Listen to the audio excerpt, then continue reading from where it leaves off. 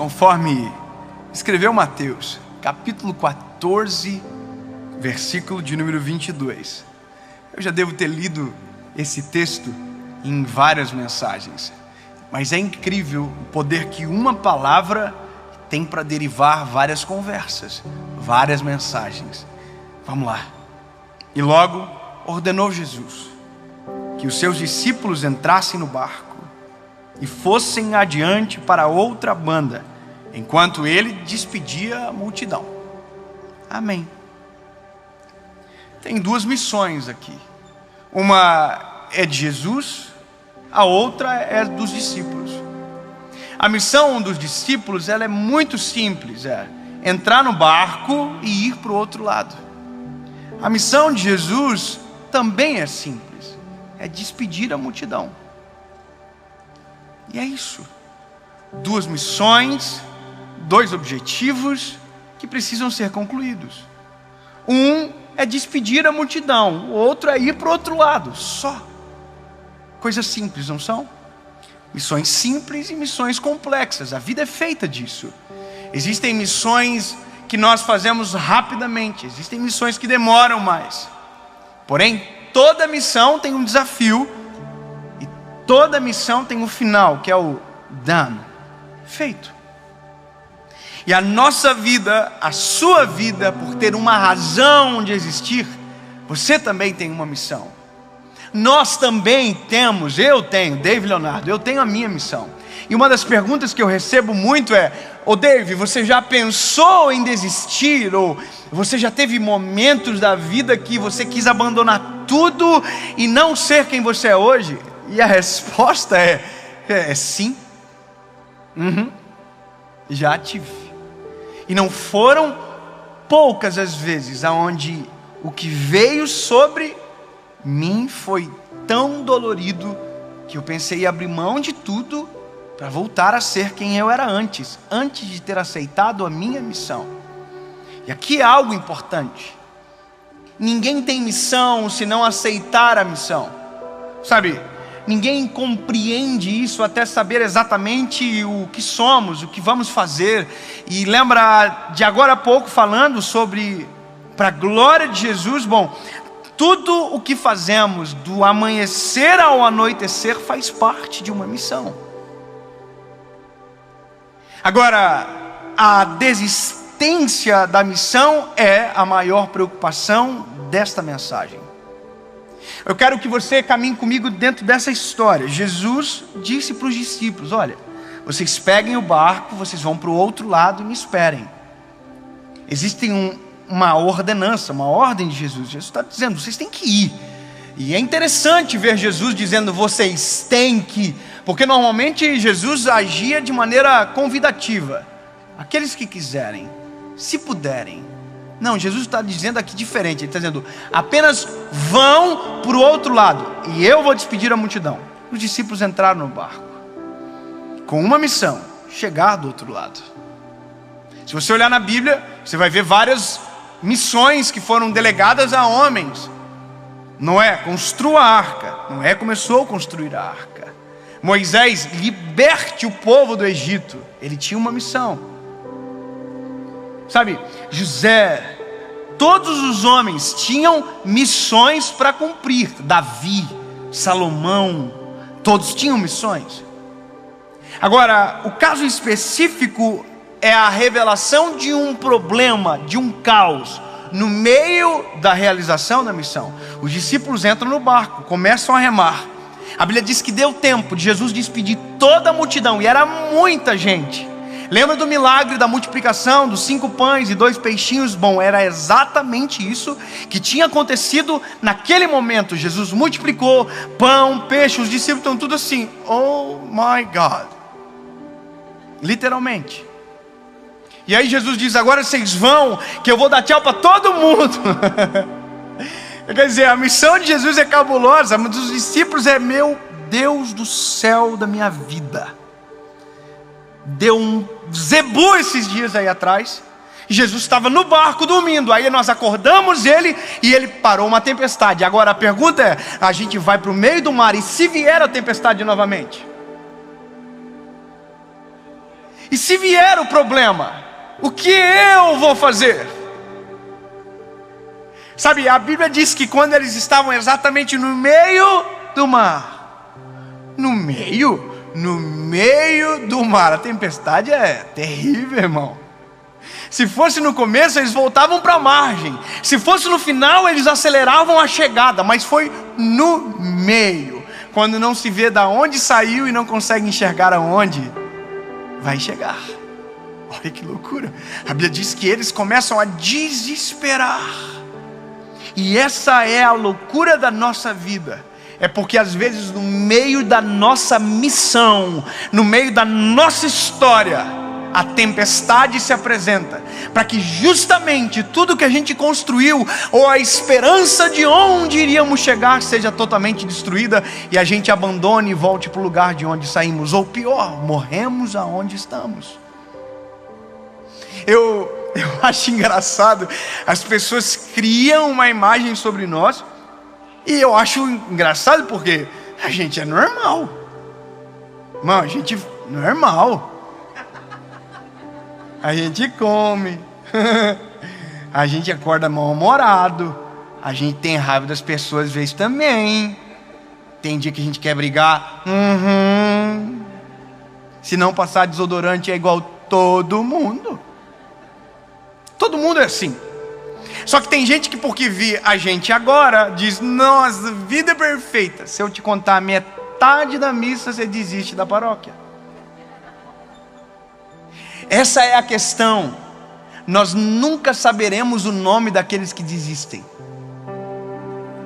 Nós nunca lembraremos de alguém que não conhecemos. Quem foi que inventou a luz? Quem foi que inventou a luz?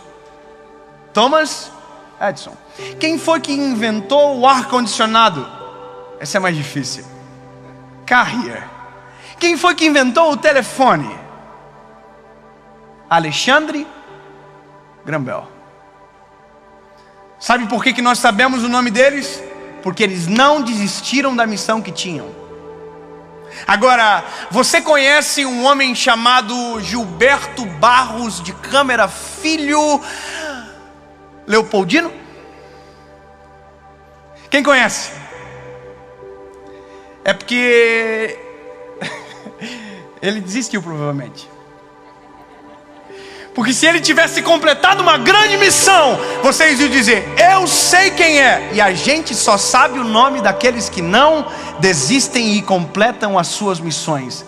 Dos demais, nem cócega na história fazem. Você só será lembrado se não desistir. Sabe, nós hoje estamos aqui pregando a palavra para muita gente. Mas sabe, teve vezes que ninguém estava vendo e a gente já estava pregando.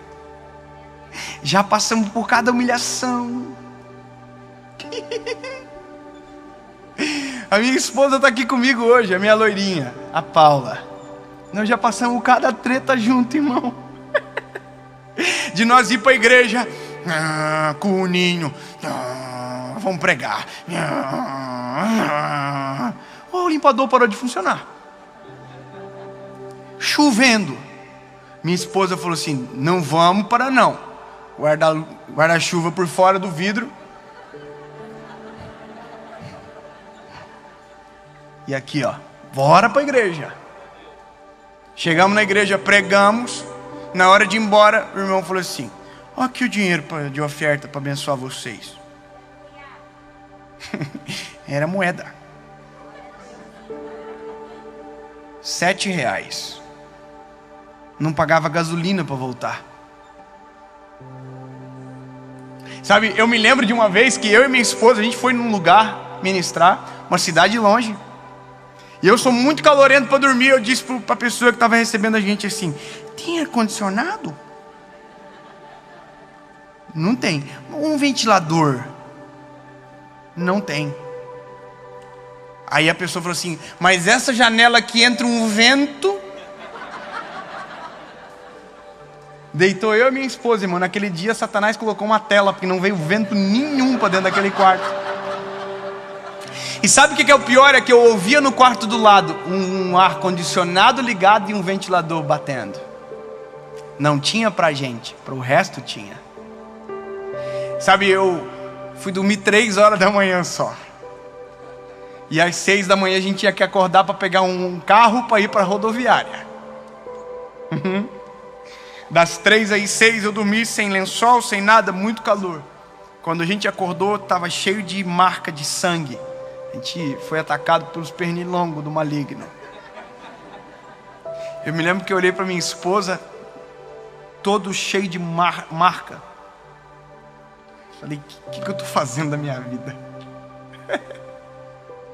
Sabe, nós estávamos estudando para ser advogado, irmão. Todo mundo ia tão bonito para o colégio, eu ia só com uma calça jeans. Não é história triste não, irmão, é realidade. E é isso que às vezes tenta fazer a gente desistir. Porque às vezes o cenário da tempestade é justamente para tirar a visão do que tem pela frente. E o que tem pela frente é extraordinário. Sabe, a tempestade nos cega. Ela tenta roubar a nossa esperança. Sabe, eu me lembro de eu ir com a minha esposa no carro e eu dizia comigo, eu nunca mais vou pregar. Eu nunca mais vou aceitar um convite. Eu nunca mais vou fazer isso com minha vida, com a minha esposa.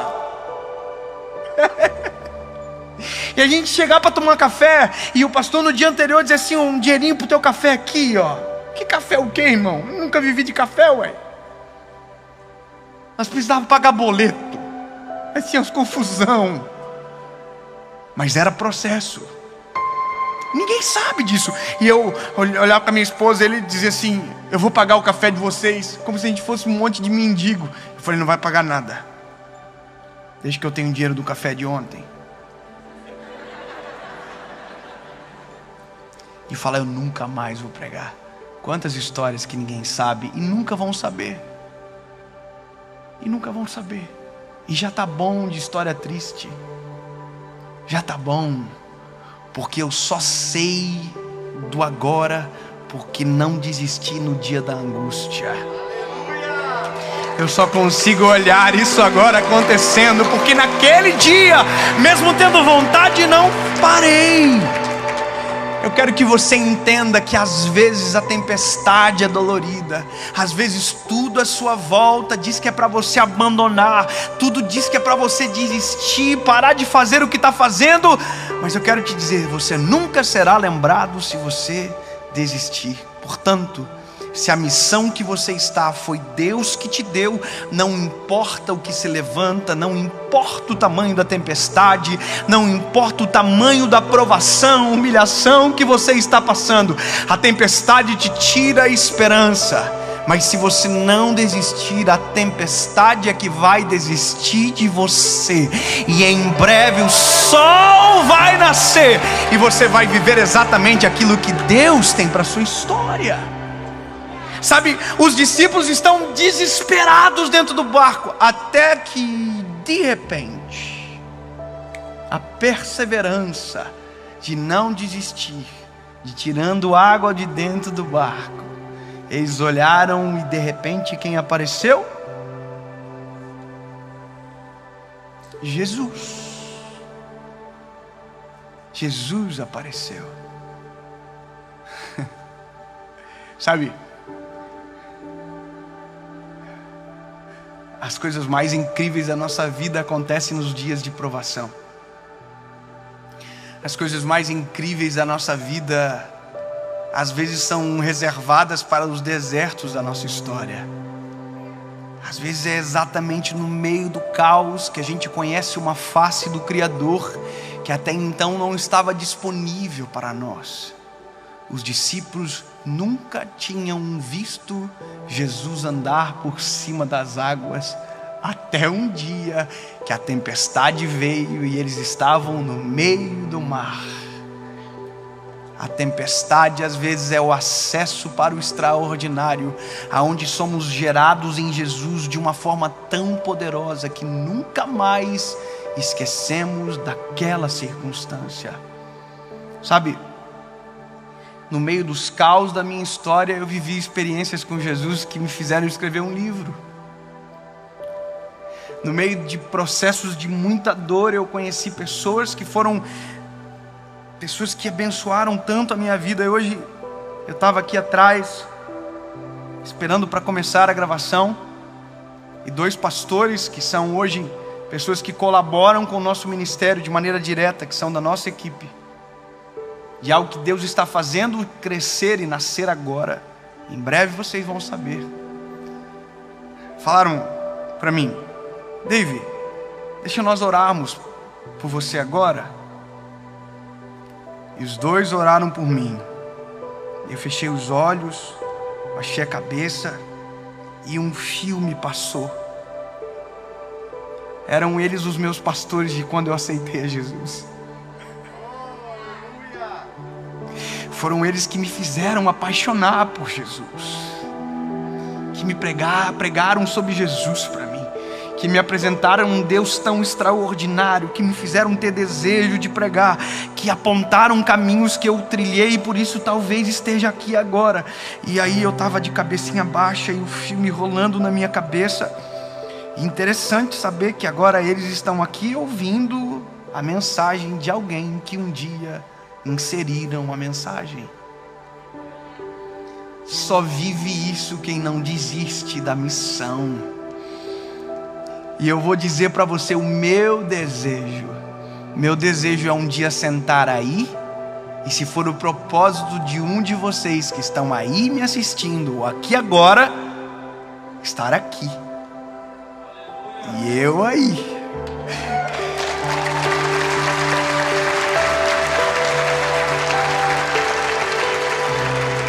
Já pensou um dia o meu filho chegar em casa e dizer: pai, eu ouvi uma mensagem de Deus tão extraordinária, e tinha um rapaz que pregava, uma menina que estava pregando, que unção de Deus. E no final da mensagem ela contou uma história, que aceitou a Jesus em um dia, em um vídeo da internet. Já parou para pensar que as nossas missões, quando concluídas, nos dão acesso a histórias que só sabe quem não desiste delas? É só isso que eu queria falar para você agora. Não desista da missão que Deus colocou sobre a sua história. Não importa o tamanho da tempestade, não importa se está doendo agora. O que importa é que uma missão acabada é um troféu para a glória de Deus, e uma história para contar para uma geração. Se você perseverar no meio da tempestade, os teus olhos verão o Deus que acalma todo o vento e toda a tempestade vindo ao seu favor. E é nesse dia que você entende que, se você não desiste da missão, Deus faz que você chegue exatamente aonde Ele mandou você chegar. A Bíblia diz que Jesus olhou para os discípulos. Vou cortar a parte do Pedro andando sobre as águas. Entrou dentro do barco e disse: acalma-te, vento. Acalma-te, mar. E sabe o que aconteceu?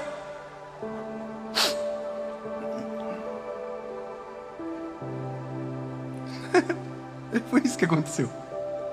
Eles foram para o outro lado.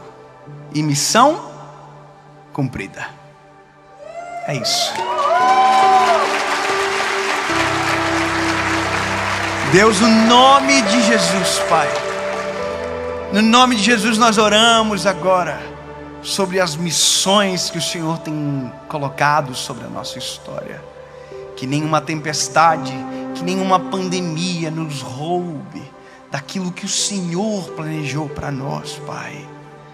Que nós não abandonamos, Senhor, a nossa família, os nossos negócios, os sonhos.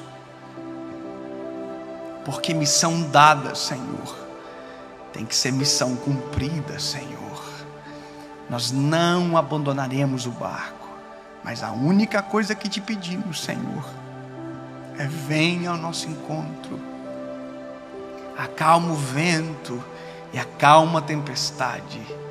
Nós não queremos desistir, nós queremos chegar do outro lado. Em nome de Jesus. Amém.